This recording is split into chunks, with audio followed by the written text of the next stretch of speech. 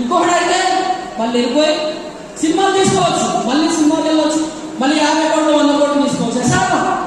ఎసాను కానీ సక్సెస్ ఎట్లయినా అవ్వాలి అని చెప్పి ఎంతో ఓపిక ఉండి ఈరోజు 100% స్ట్రైక్ రేట్ తో ఇండియాలో ఏ పార్టీ గెలవని విధంగా సీట్లు గెలుచుకున్నారు. దయచేసి దీన్ని పొలిటికల్ గా చూడకుండా, it's a not a political. నేను పొలిటికల్ గా చెప్పట్లా.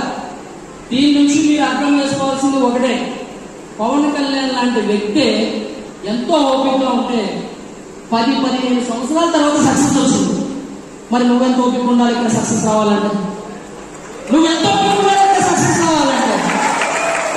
అరే వస్తాం, జాయిన్ అవుతాం, 1 నెల రోజులు పనిచేస్తాం, 2 నెలలు పనిచేస్తాం, 6 నెలలు పనిచేస్తాం, 1 year పనిచేస్తాం, సక్సెస్ రాలేదని నాకు వెళ్ళిపోతాం.